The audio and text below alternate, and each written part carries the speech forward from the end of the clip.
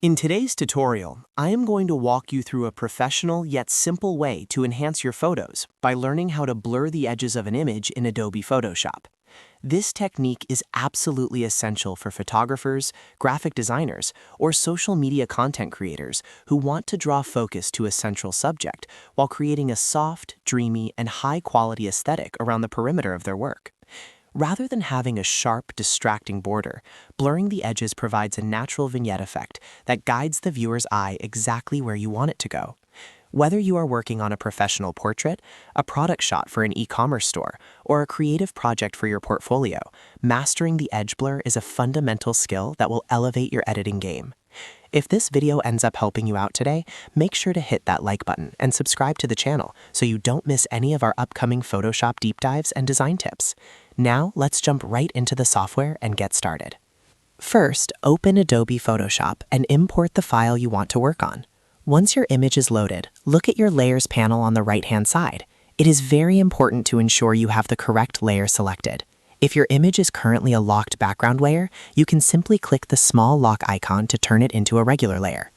Now that we are ready, we need to make a selection. Head over to your toolbar on the left side of the screen. You have a few great options here depending on the shape of your subject. You can choose the Quick Selection tool if you have a defined subject, the Lasso tool for more organic shapes, or the Marquee tool if you want a perfect rectangle or circle. Using your preferred tool, go ahead and select the main subject of your photo. The key here is to leave a significant amount of space at the edges or corners of the image outside of your selection, as these are the areas we will be blurring later on.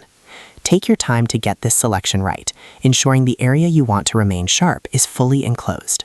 Once your selection is active, we need to ensure the transition between the sharp center and the blurred edges is smooth and not a harsh line. To do this, we are going to use the feather feature. While your selection is still active, navigate to the top menu bar and click on Select, then go down to Modify, and finally click on Feather. A small dialog box will appear asking for a feather radius. For a standard high-resolution image, I recommend entering a value between 30 and 80 pixels. However, this really depends on the size and resolution of your file. A higher number will create a much wider and softer transition, whereas a lower number will keep the blur closer to the edges. Click OK once you have set your value. At this point, you have the center of your image selected, but we actually want to apply the blur to the outside. To fix this, we need to invert the selection. You can do this easily by pressing Shift plus Control plus I on your keyboard, or Shift plus Command plus I if you are on a Mac. You will now notice that the marching ant selection line has jumped to the outer borders of your document. This means any effect we apply now will only affect the edges. Now for the magic part, applying the blur itself. Head back up to the top menu and select Filter, then move down to Blur and choose Gaussian Blur from the list. A preview window will pop up. This is where you can manually adjust the intensity of the blur. Slide the radius toggle to the right to increase the blurriness or to the left for a more subtle effect.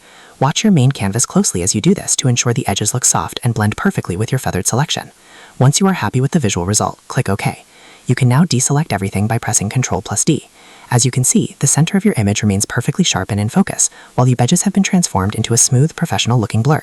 This quick adjustment makes a massive difference in the overall composition of your photo. If you followed these steps correctly, you now have a beautifully polished image ready for export. Thank you so much for watching this guide. If you found this tutorial useful, please remember to hit that like and subscribe button for more creative software tutorials. See you in the next video.